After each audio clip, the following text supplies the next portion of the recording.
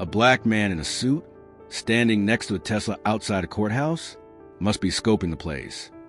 No greeting, no ID check, no name asked, just handcuffs, right in front of the federal courthouse where he was about to prosecute one of the biggest money laundering cases in the state. Not because he broke the law, but because he happened to match a vague description. But what they didn't know, the black man they just arrested was the assistant U.S. attorney, a federal prosecutor trusted to stand before the U.S. Senate and defend the Constitution, a man who, with just one email, could dismantle the entire law enforcement apparatus of their city. And he didn't scream, didn't get angry. He just stared at the very building meant to uphold justice, the one that had just turned its back on him. Which state are you watching from? Are you sure this couldn't happen where you live? Welcome to Mr. Seven's Stories, where the stories nobody dares to tell are told under the light of truth. If these kind of stories matter to you, like this video, subscribe, and hit the notification bell, because we bring new truths every day. Now, let's get into today's story, about a man arrested not for what he did, but because he looked like someone a broken system was trained to fear. Under the fading glow of twilight, the cobblestone streets of Ravenport, South Carolina, held a stillness that felt almost artificial, like a stage perfectly set, awaiting the next act of injustice. The air carried the scent of jasmine mixed with the salty breeze from the sea, drifting beneath drooping oak branches that whispered secrets yet to be revealed. Preston Hale, 46, stepped out of a sleek black Tesla parked in front of Ravenport Federal Hall. He wore a charcoal gray suit, crisp white shirt cuffs slipping neatly from beneath his sleeves. Every detail spoke of confidence, experience, and a quiet authority built over 2 decades in the justice system.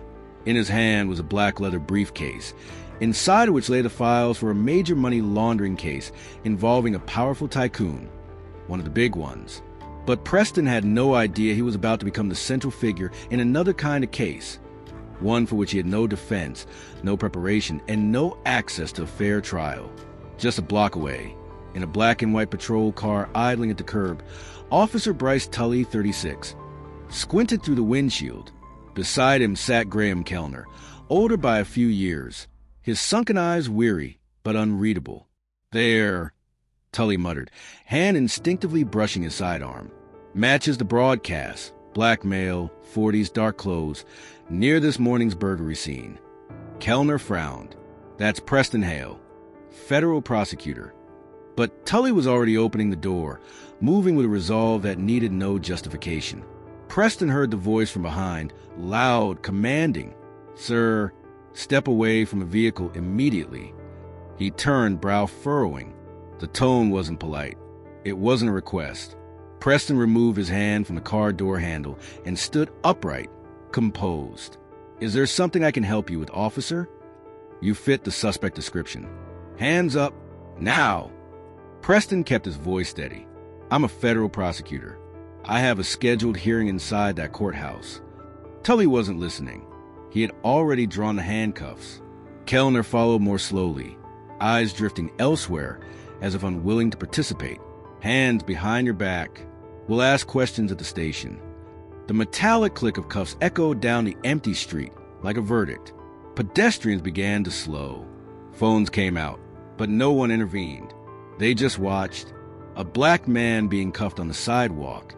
Just another ordinary day in the American South. The leather briefcase fell to the pavement. From its slightly open seam, a small red-threaded charm slipped out. A handmade talisman his daughter, Maya, had woven from leftover cloth. It lay there on the cement, anonymous and silent, like the man who had just been forced into back a patrol car. Preston didn't resist. He didn't raise his voice. He didn't beg. He simply stood there, tall and composed, his eyes locked on the courthouse, the same building he had once entered as a guardian of the law. Now, he was being pulled away from its gates like a forgotten shadow beneath the arches of justice. But he knew this wasn't the end of the game. And this time, he wouldn't stay silent. The patrol car rolled slowly toward Ravenport Federal Hall, the place Preston Hale was supposed to enter as a federal prosecutor, not as a handcuffed suspect. No sirens, no urgency. Only a searing silence inside the vehicle, where a humiliated man sat with his back straight, eyes fixed ahead. Bryce Tully glanced occasionally into the rearview mirror, avoiding Preston's gaze. His fingers tightened on the steering wheel every time Preston shifted, even slightly, as if to adjust his seat. Graham Kellner said nothing.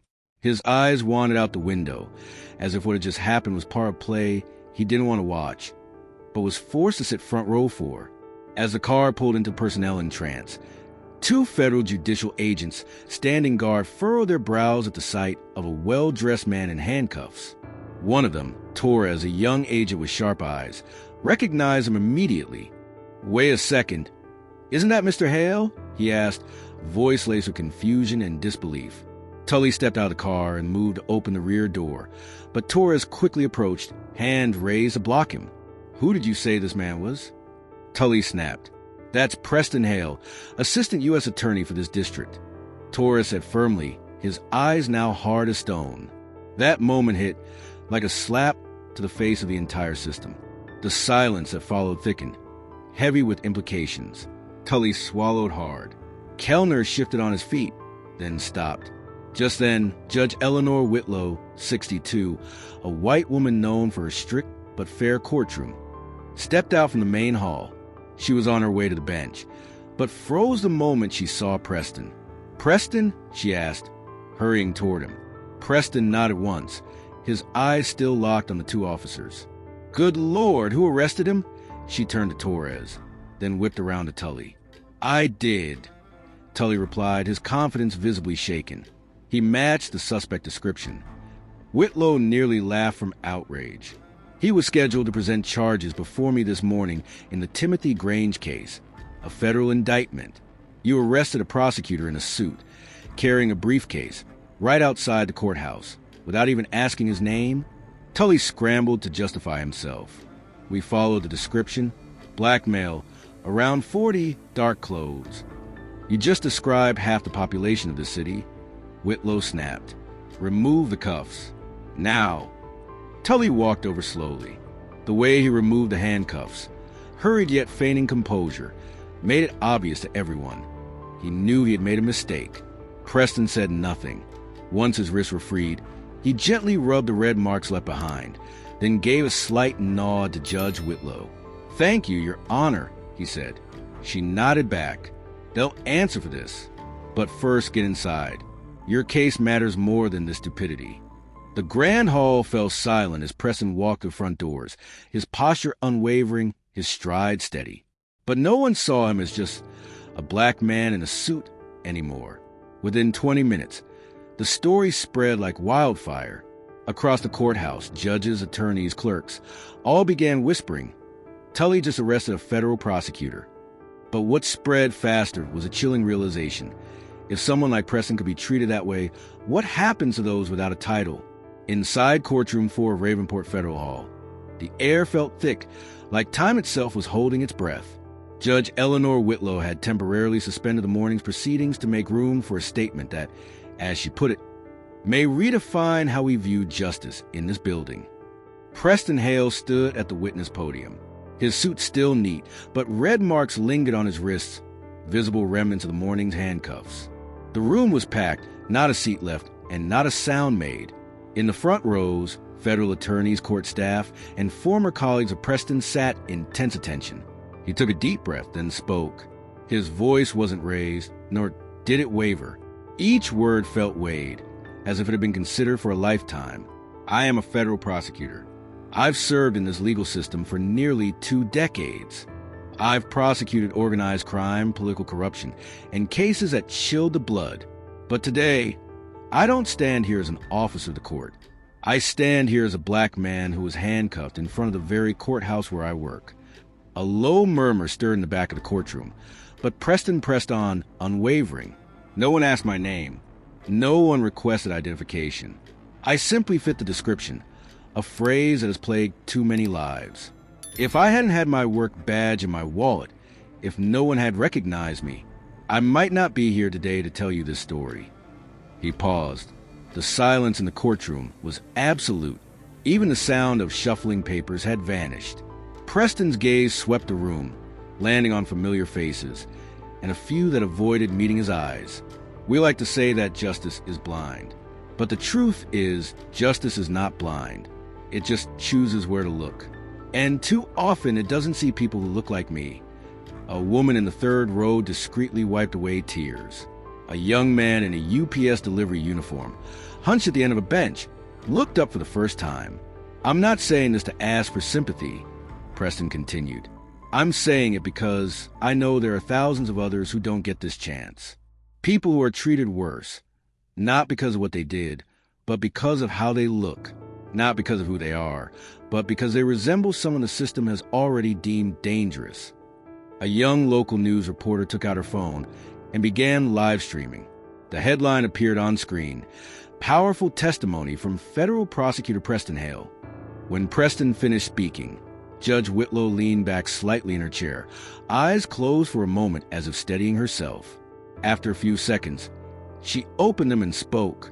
"Mr. Hale's statement will be entered into the public record, and I recommend that the Department of Justice initiate an internal investigation into the conduct that took place this morning." Outside the courtroom, a crowd had gathered. Footage of Preston standing tall at the witness stand played across smartphones, laptops, and local TV broadcasts.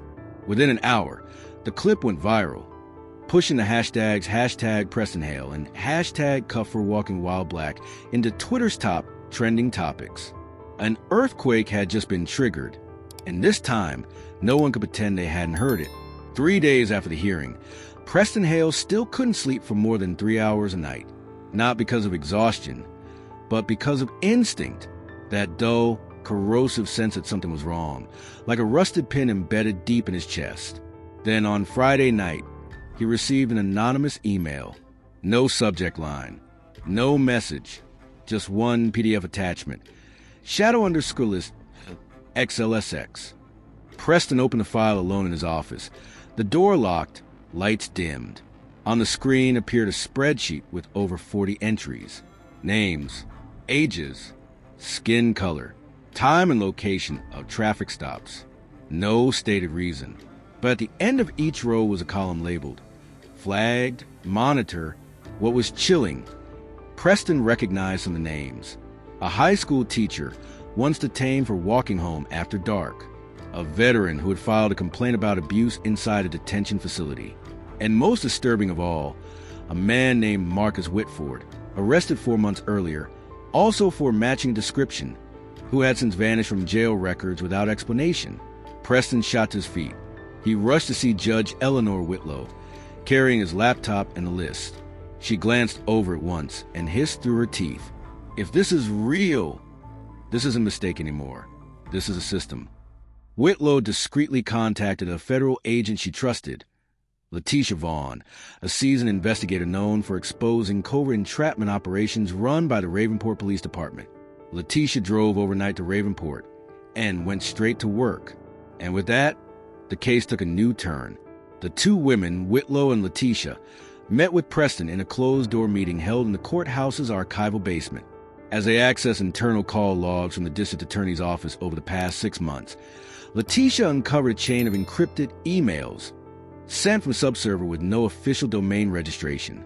The sender, D.A. Randall Clevenger, District Attorney of Raven County, long regarded as the calm voice of justice in South Carolina.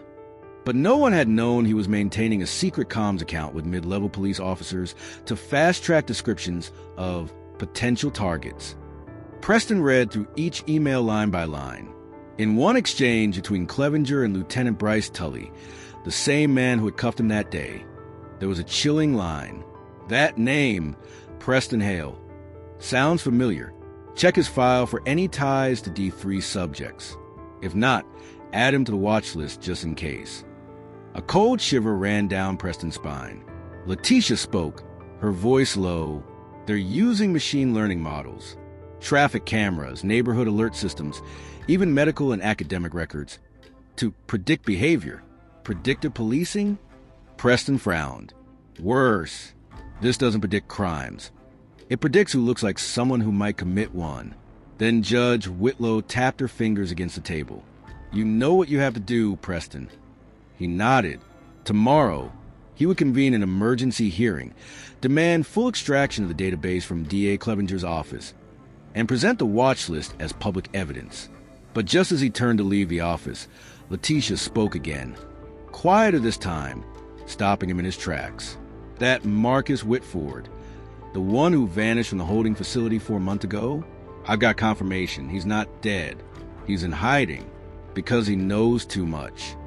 Preston froze. This investigation was no longer just about exposing a system.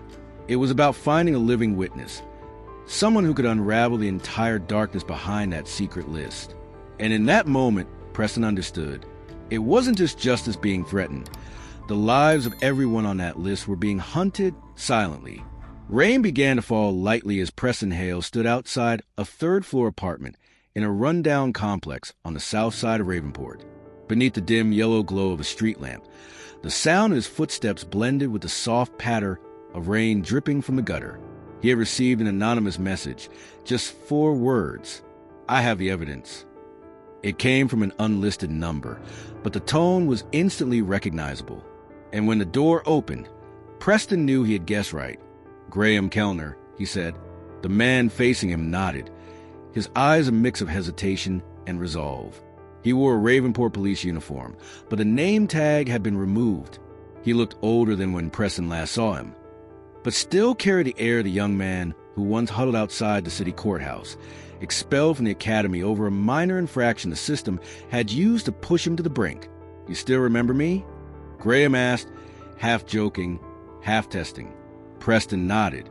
"I never forget anyone from back then, especially the ones the system worked hard to erase." Graham stepped aside, opening the door wider.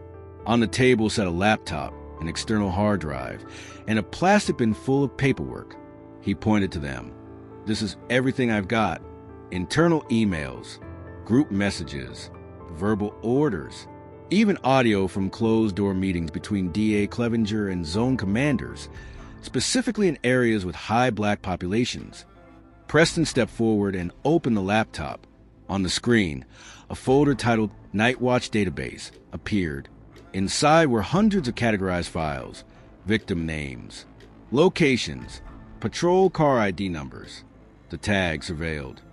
"I started saving everything about a year ago," Graham said slowly, "after a high school kid was wrongfully detained. He cried and asked, 'Am I being arrested because of my skin?' I didn't know how to answer." Preston fell silent. "I couldn't keep pretending," Graham continued, "but I knew if I went public, I'd be demoted or worse. Until I saw you in handcuffs. That's when I knew it was time to stand up." Preston turned to him. "And what do you want me to do with all this?" Graham lifted his gaze, voice trembling but firm. "I want you to bring it into the light. I don't need thanks. I just don't want to live my whole life in silence." Preston nodded. By the time he stepped out of the apartment, the hard drive tucked inside his coat pocket. The rain had stopped, but inside him a new storm was forming. He knew what Graham had given him wasn't just evidence. It was gasoline, and Preston was holding the match. That night, he sat alone in his office, watching the files come to life on a screen. Audio recordings echoing laughter in backroom meetings about wrongful arrests, but close enough to the description. Preston clenched his jaw on his desk. He opened his notebook and wrote a single line in bold blue ink. "Begin drafting testimony. The next hearing won't just be about one wrongful arrest. It will be about a system built to get it wrong." 3 weeks after receiving the files from Graham Kellner, Preston Hale stood in a room he'd only known from TV, the United States Senate hearing chamber. Behind him was the gold embossed seal of the Republic. In front of him, a long bench of senators, attorneys, journalists, and officials from justice agencies across the country. Every eye focused on a black man in a modest gray suit, whose gaze burned with resolve. Senator Eleanor McAdams, chair of the Judiciary Committee, peered at him over thin glasses and said, "Mr. Hale, you've been sworn in. Please proceed." Preston adjusted the microphone. His voice rang out, steady, deliberate, each word like a nail into wood. "I'm not here because of an arrest.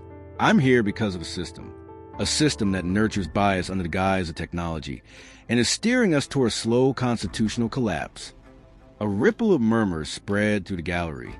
I submit evidence that Ravenport is not an isolated case.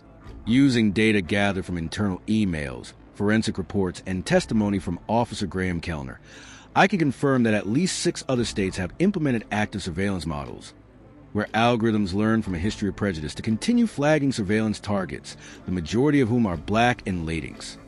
He raised his hand and pointed toward the projection screen behind him, where a heat map showed the distribution of potential targets across the country. Bright red clusters concentrated in the southeast and midwest regions of the United States. This data comes from the Sentinel Predictive Index, a pilot initiative by the National Association of State Prosecutors launched in 2021. The goal was to optimize police response times. In reality, it became a machine for reproducing bias quantified. Senator McAdams furrowed her brow. You're saying these algorithms are being used to justify unconstitutional behavior? Preston nodded. Yes, ma'am. And the more alarming truth is, the very data skewed by prior unjust arrests has become the algorithm's foundation. This cycle isn't random, it's programmed, and it kills fairness. A Republican senator interjected. Do you have evidence that states beyond South Carolina have used these algorithms? Preston remained steady. He pulled a folder from his briefcase. Here are copies of internal emails from prosecutors in Missouri, North Carolina, Ohio, and Arizona. All of them participated in the pilot program. All confirmed using the Sentinel Index as a tool for surveillance decision-making. The room seemed to freeze. The screen now displayed excerpts from those emails, names, addresses, timestamps, and contents in plain detail. Preston turned and looked directly into the live television camera. Americans don't choose their skin color at birth, but this algorithm chooses them as targets the moment they step outside. If we don't stop it, we will cease to be a nation of laws and become a nation of corrupted data and erase your human dignity. Below, the audience was silent. A black veteran wiped tears from his face. A young law student scribbled notes with a trembling hand. No one looked away from a man rewriting the language of justice, right in the heart of Washington. And this was only the beginning. The tension in the Senate hearing room was unlike anything before. After over an hour of press and hail presenting evidence about biased algorithmic surveillance targeting people of color, most senators said nothing, not because they lacked questions, but because most of the answers had already been laid bare before them. Preston took a breath, then stepped closer to the mic. I didn't come here just to point out flaws. I came to propose a way forward, he said, not loudly, but with a resonance that carried weight in every word. On the screen behind him, 3 bullet points appeared clearly. 1, mandatory annual training on unconscious bias and constitutional procedures.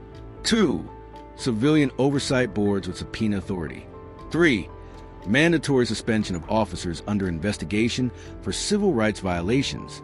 This is not theory. This is the bare minimum required for the law to regain the people's trust, Preston said.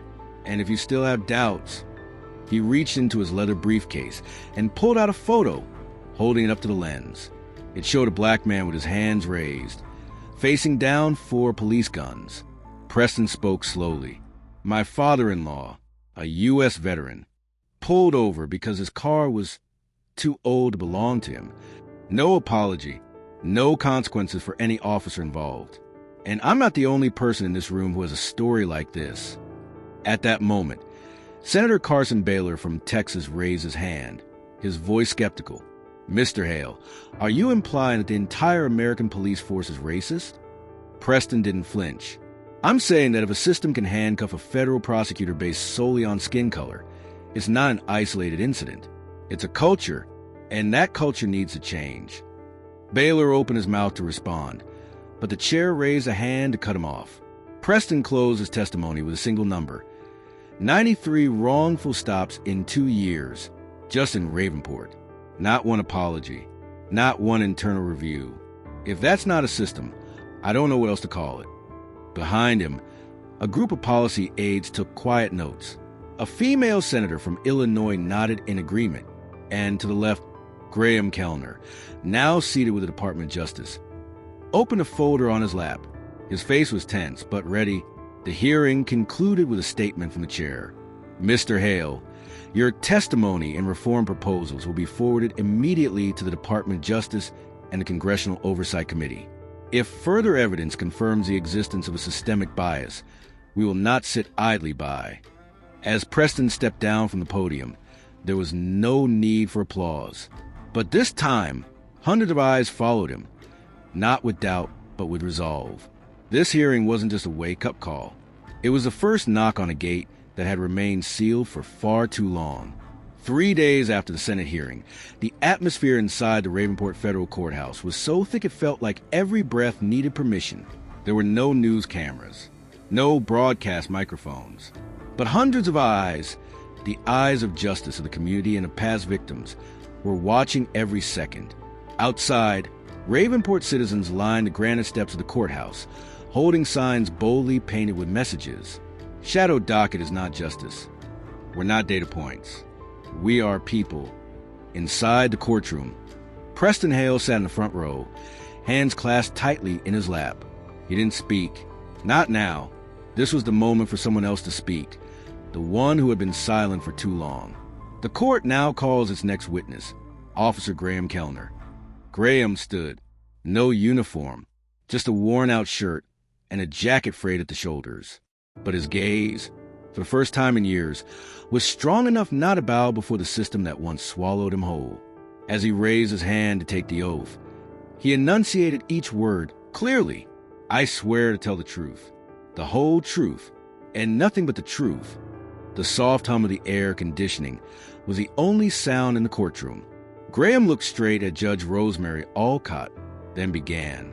For the past 2 years, I've been quietly backing up internal files from the Ravenport Police Department. Files we call the Shadow Docket, a list of citizens flagged, monitored, and patrolled based on biased algorithms and vague descriptions. No warrants, no official reasons. Just this, Black, driving at night, passing to the wrong area. He pulled a sealed external hard drive from his leather case and placed it on the table. The technical seal from the internal IT unit was still intact. This contains the names of over 280 citizens, most of them people of color. They were tagged with codes, stop frequencies, risk levels, all calculated by AI. He looked up, an AI trained on a history of racial bias. Preston clenched the armrest of his chair, even though he had anticipated this moment. Hearing it spoken aloud still landed like a punch to the chest. He turned to look at Graham, no longer just a former cop, but a witness moved by conscience. The attorney representing the Ravenport Police Department shot up to challenge the evidence. But Judge Alcott raised her hand. Sit down. The witness will continue. Graham pulled out a printed email. Proof that DA Randall Clevenger had received reports about the shadow docket at least 6 times over the past 3 years, each time issuing orders to handle internally or suppress an archive. The room shook. Judge Alcott, a 62-year-old woman of German descent known for her unshakable integrity, stared at the document, then looked up and declared, "The federal court issues the following emergency orders. 1. All patrol activity under the Ravenport Police Department is suspended pending review. 2. The shadow docket is ruled unconstitutional. 3. The hard drive and all copies will be extracted, archived, and verified by a federal investigative team. 4.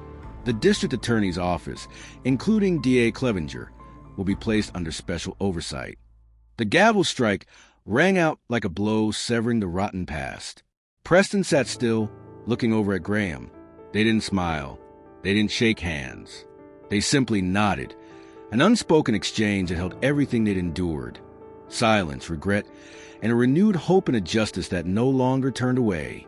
In the early morning light of Ravenport, the sky was clear, but the air pulsed with energy. It no longer felt quiet, no longer felt resigned. After the historic trial, the streets surrounding City Hall, the public library, and neighborhoods began to light up with fresh murals. A collective of young artists, most of whom had been wrongfully arrested or had family members on the shadow docket, painted a massive 20-foot mural on the old police headquarters. It depicted Preston Hale, arm raised high with a folder of documents. Behind him, a crowd of all skin tones, their eyes glowing with hope. Just below the mural, The words were painted boldly in white. "We are silent no more."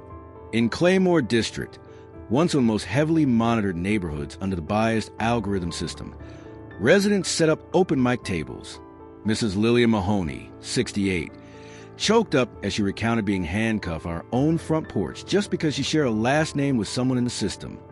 Next to her stood Tony Dillard, a former serviceman arrested in uniform for wearing dark clothing near the scene of robbery. Stories once buried were now spoken into microphones, into cameras, and most importantly, into people's hearts.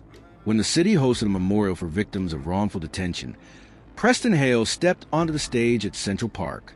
He wore a plain white shirt, no tie, no podium. Just him and the sound of wind brushing against the American flag fluttering behind him. "The day I was arrested," Preston began, voice calm but firm, "I didn't know that moment would lead me here. I didn't choose that moment, but that moment chose me. And if it came again, I'd still stand up." Applause followed, not the thunderous kind heard in congressional halls, but steady and unified, like hearts beating in rhythm. He looked out over the crowd. Some wiped tears. Others raised clenched fists to the sky. "I'm not here to lead," Preston continued. "I just want to live in a city where my daughter can walk past a police station without lowering her head. But if I have to lead to make that happen, I won't step back." That sentence was quoted in headlines across the country, shared widely online. Preston was no longer just a federal prosecutor. He had become a symbol, not because he was flawless, but because he kept walking forward when the whole system told him to stand still. 3 months after his speech at Ravenport Central Park, the city had yet to fall silent, but the noise had transformed into something healthier. The hum of community meetings, the buzz of debate on local radio, the rising voices of children reading aloud new civic education materials on civil rights. And among all these movements, one truth was etched into American history. The Hale Act was officially passed in the South Carolina House of Representatives, with 98 votes in favor and only 2 against. The law contained 3 key provisions: a total ban on any algorithmic use of race, appearance, or geographic profile to identify suspects, full protections for whistleblowers and law enforcement, even if they're just record clerks or rookie officers, mandatory public release of all stop, arrest, and search data from the last 5 years to ensure transparency and traceability. On the day the bill was signed into law, the South Carolina State Capitol saw an unprecedented presence. Not just lawmakers, but many who had once appeared on the list. Graham Kellner was there too, sitting quietly in the 3rd row, head slightly bowed, but with a brightness in his eyes not seen before. Preston Hale didn't speak at the signing ceremony. He simply stood outside, beneath the old oak tree by the parking lot. In his hand was a new folder, a civic education program for Ravenport High School. His daughter, Maya, had just been selected as the first ambassador for the campaign. Know the law, protect yourself. Monica Hale, his wife, walked up beside him, holding a steaming cup of coffee. "They're looking for you inside the Senate chamber," she smiled, gently touching his shoulder. Preston chuckled and shook his head. "I think I've done enough. 1 lifetime is enough." "No," Monica said softly. "A whole generation is watching you." That afternoon, on the steps leading into City Hall, a group of 8th graders began painting the first strokes on Ravenport's new Justice Memorial Wall. Not a hero with a cape, but a simple image, one hand resting on another's shoulder. Beneath it were the words, "Justice doesn't come from power. It comes from those who refuse to turn away." Preston watched the mural take shape, his hand lightly gripping the folder he held. He didn't need his name on the wall. The law bearing his name was enough. What he left behind wasn't fame. It was a fire bright enough for the next generation to know where the light comes from, and why no one should ever have to live in the dark.